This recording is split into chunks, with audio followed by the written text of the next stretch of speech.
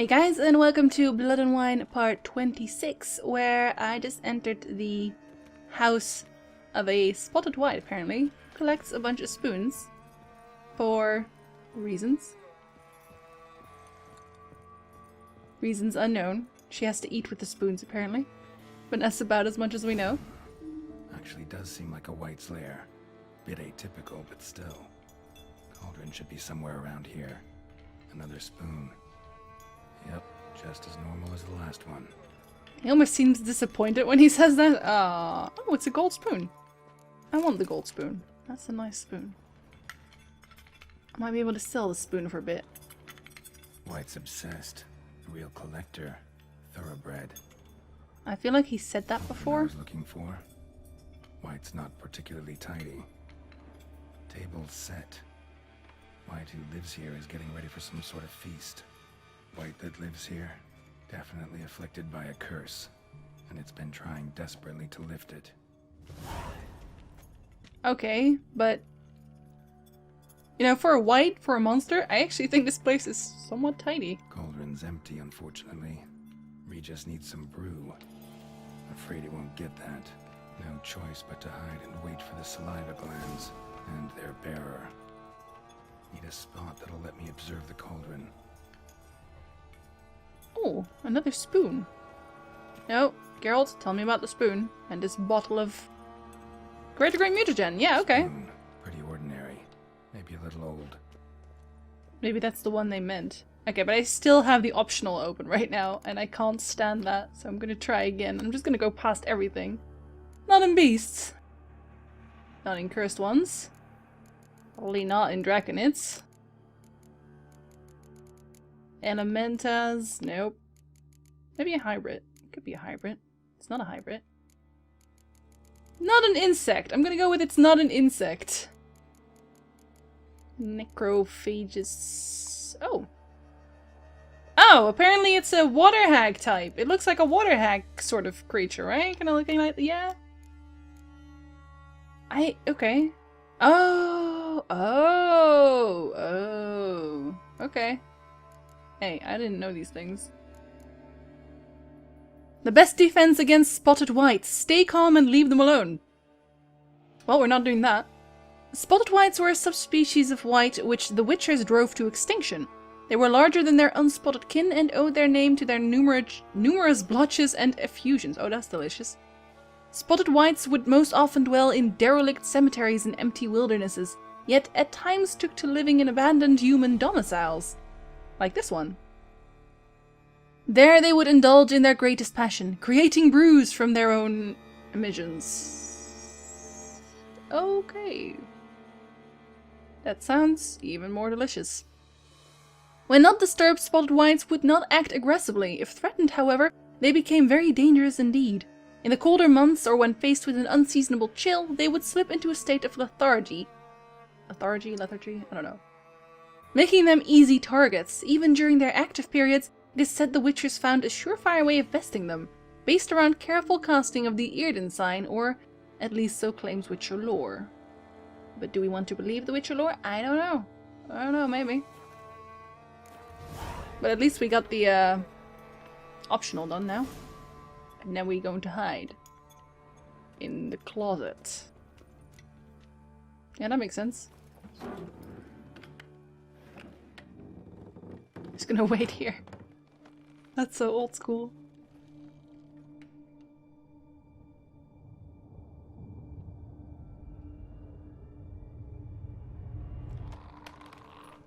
That didn't take long.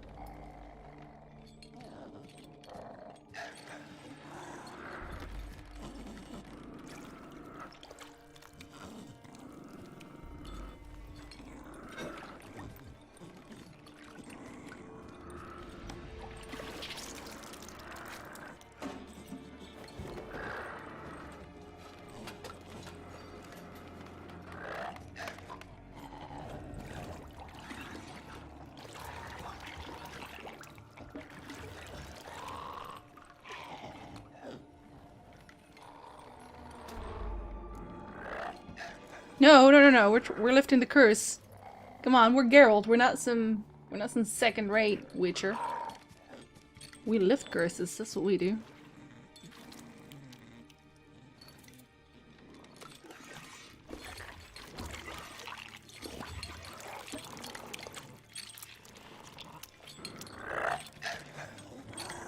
I think it's good.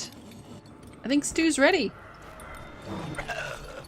I'm not gonna hurt you. Wanna help? I've seen the words of the curse on the walls. Think I know how to lift it.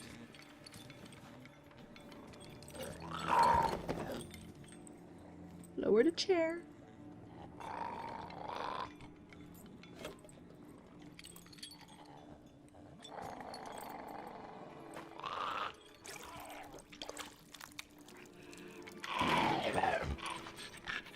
You tried to bring folk here, convince them to sit at the table with you, right?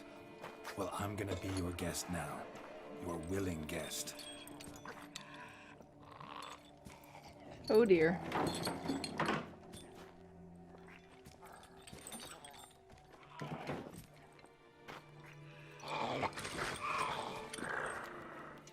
Just need a bit for Regis. And now we'll tend to you. Oh. I have to pick this myself. Need to get this right. Words of the curse were, none shall sit and dine with you at your table. No spoon you have shall sate you. Never again shall you wish to spy your reflection in the mirror. Okay, so I am sitting and dining. So swapping spoons doesn't make any sense. So either it's we eat with or without spoons. But I mean, the curse said no spoon you have shall sate you. So if you use spoons, then it wouldn't work, right? Because that won't sate her. What? I think we're gonna try it without spoons. Let's not use spoons. See what happens. We can't use spoons. No, that won't work. You've been looking for a spoon that would feed you, but there's no such spoon. We need to eat without spoons. I like how it's mimicking Geralt's.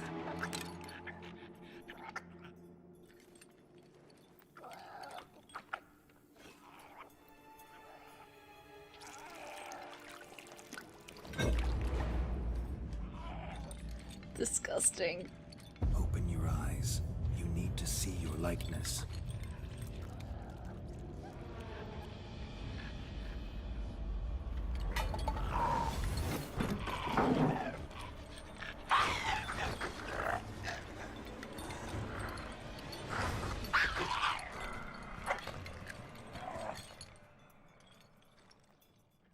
Geralt, you do not look healthy. The amount of toxicity that got me. Just not quite like I expected.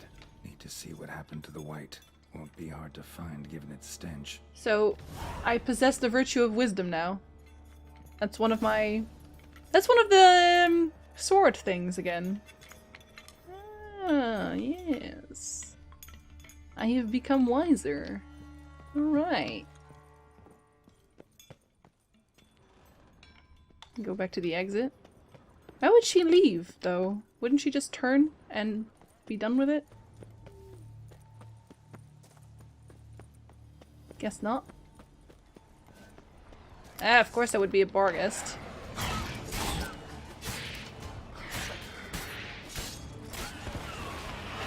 I don't have time for you. I have to find a white.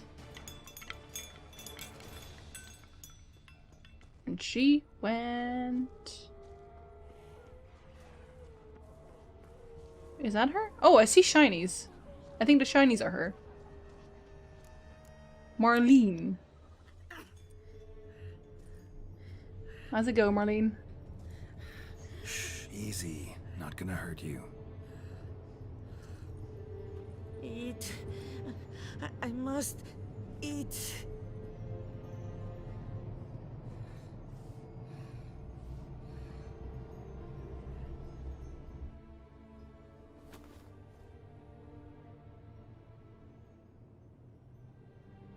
take you someplace safe. Aww.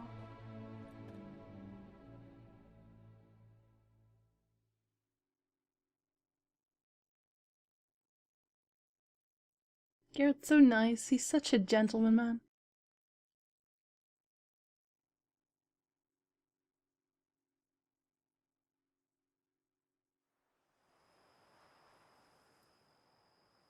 Wait, isn't Corvo Bianco... Isn't that my estate? So I took her by the hand and led her here. Seemed the only sensible place for her. You did the right thing, sir. She should recover quickly here. You say I'm that? deeply pleased, finally, to make your acquaintance, sir, though I do regret the specific circumstances. In all the commotion, I fear I neglected to introduce myself. I'm Barnabas Basil Folty, and by order of the Duchess, I am to serve as your major domo at Corvo Bianco. Nice to meet you, Barnabas Basil. Love to talk more, but got urgent matters to attend to. While I'm gone, please make sure she gets everything she needs. Don't worry, sir. I shall see to everything. She is safe here and in good hands. She'll soon be back on her feet. Might actually take a while. She hadn't eaten anything in over 100 years when I found her. Horrid. Whatever brought this about? So, is this guy named after Basil Fawlty? From Fawlty Towers? 'Cause...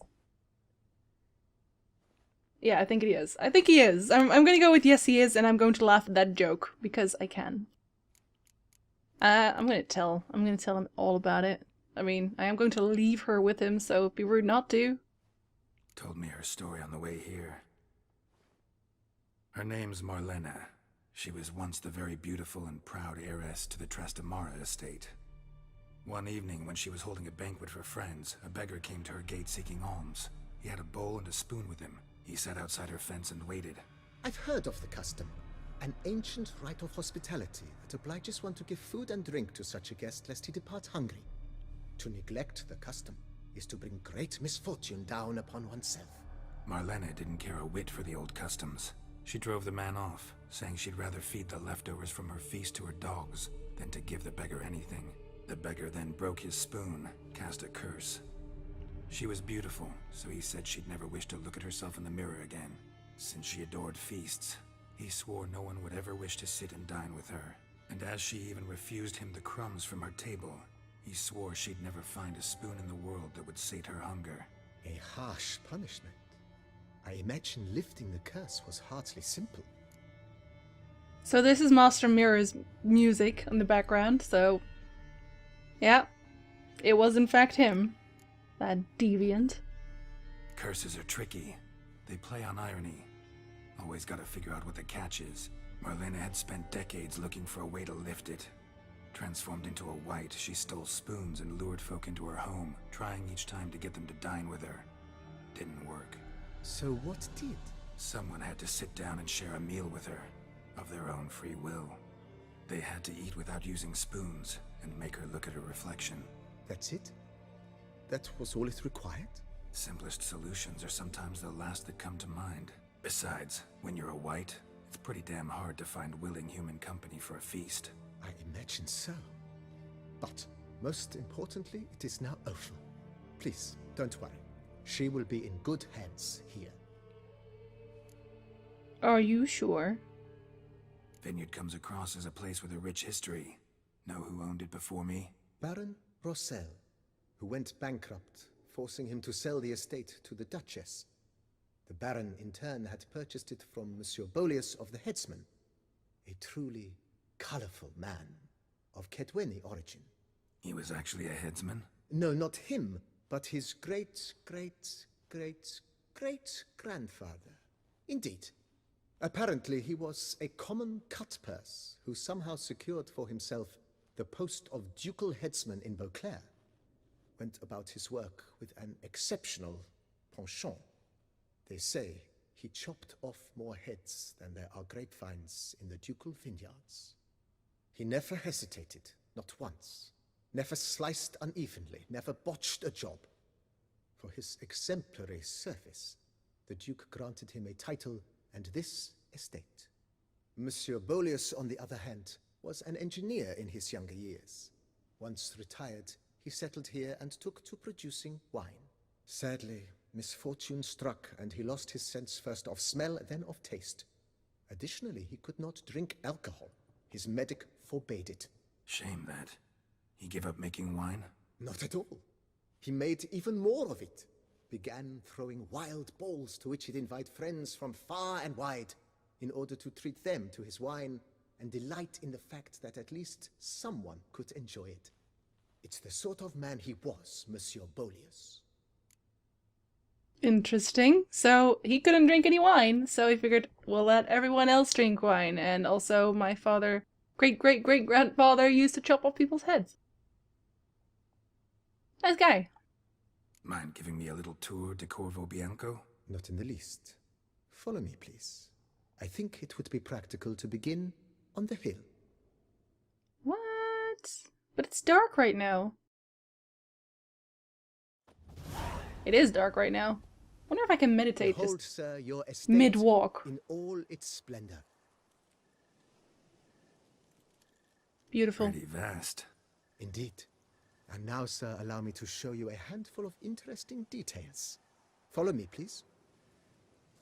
Been a Okay, major domo all your life? Yes, I come from a long line of majordomos.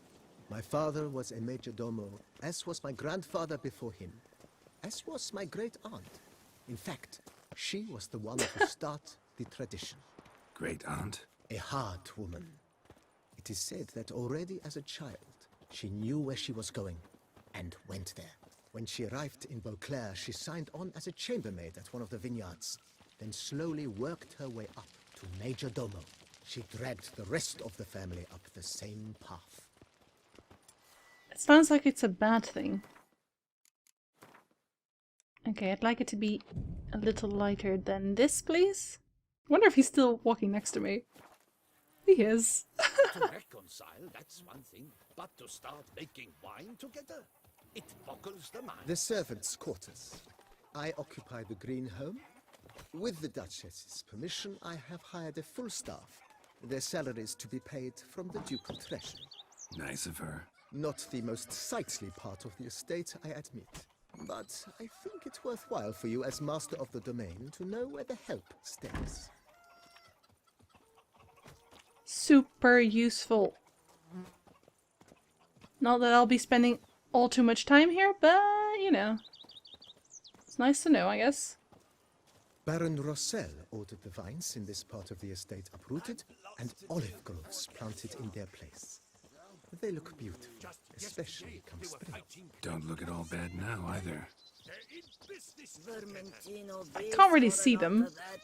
Peace at last. Down below lies your vineyard, where we grow a strain of Carfanere, one of the world's oldest. Aged in oak barrels, it provides for an exquisite wine with distinct blackberry, wild cherry, plum, and cinnamon notes. Marvelous. Have to try it one of these days. I'm just thinking here, why does Geralt care about any of this, though? He's not gonna stay here and make wine, right? Is he? Back up a hen's hiney. Nice well. Picturesque. Yes, though it ran dry long ago. During the raucous feasts Master Bolius held, he would order it filled with wine. There's a tale about a guest attending a Bolius ball for the first time and thus unaware of the custom. He had suffered great heartbreak and had decided to end his life by jumping into the well.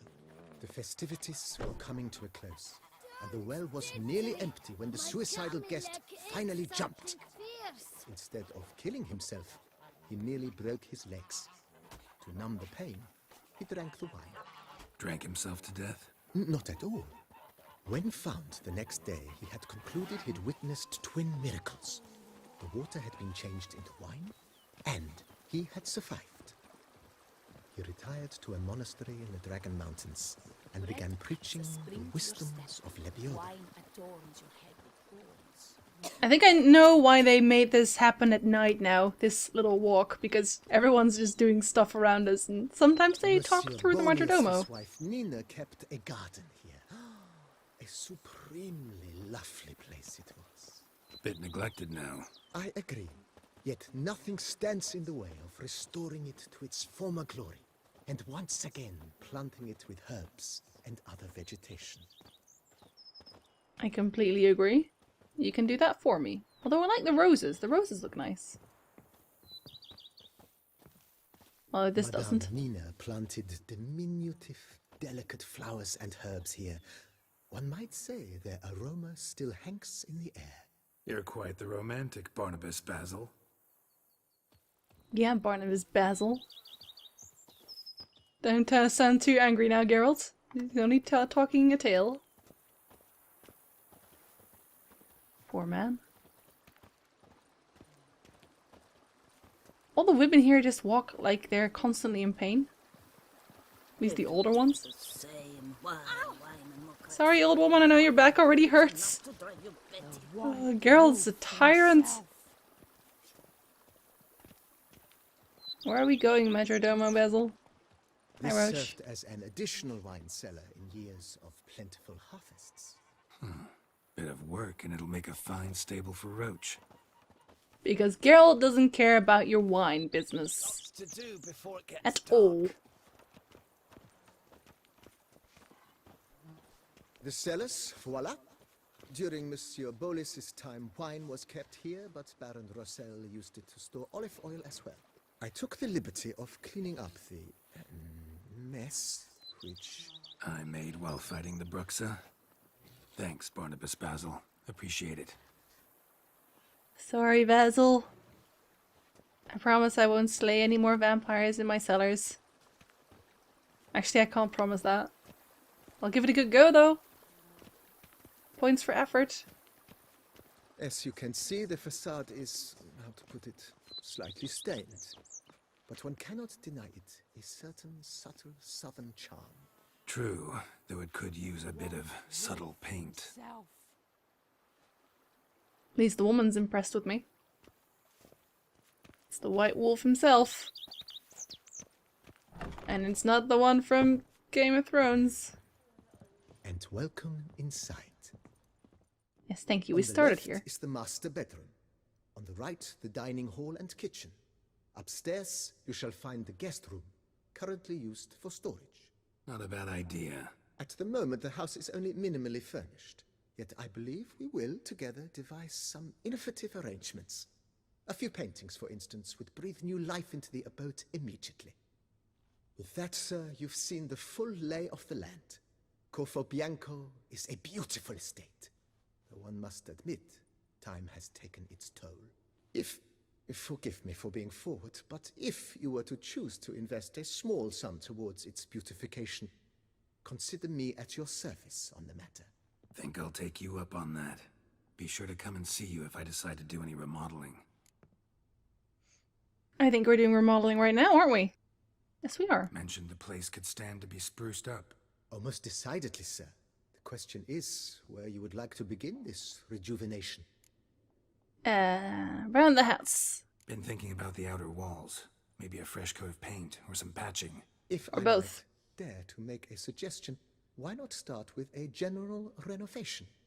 I once oversaw such work at Admiral Rompelli's summer residence. The effects were simply breathtaking. Not only did the residence positively sparkle afterwards, but we also made room to display the Admiral's armor and weapons, of which he was a passionate collector. Okay, so we're in a vampire game. We're talking about sparkling. How about that? It's in your hands then.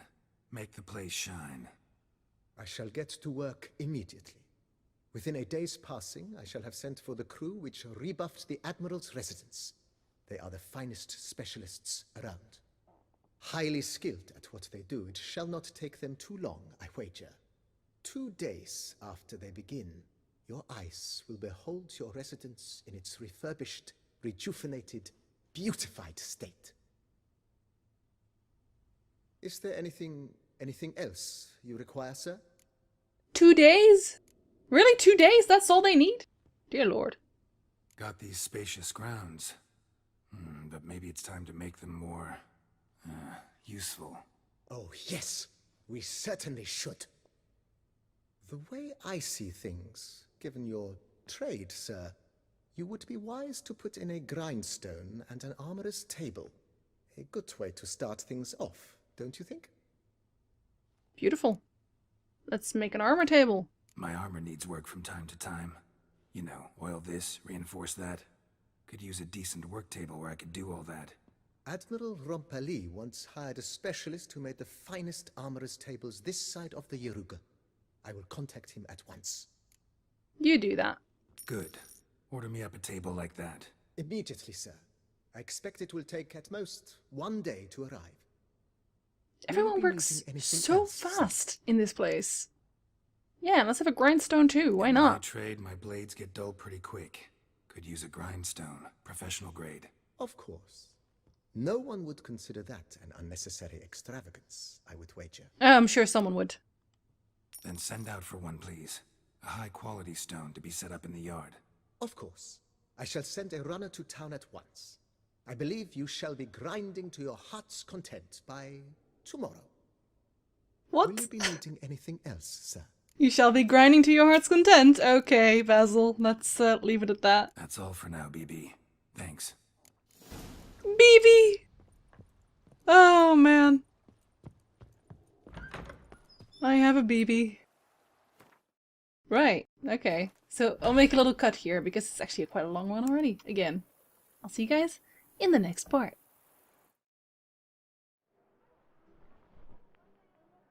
Method using a pool of water's better. Poses no threat to Vivian. Naturally. You must know you can count on me. I shall bear it all. But Vivian, I fear she might be too proud to agree to such a thing. I'll meet her after the last contest. Talk to her. She could agree. I'm counting on you, Witcher, and I'm content we finally know something. What now? We know all, so you need not see the tourney through. You could withdraw.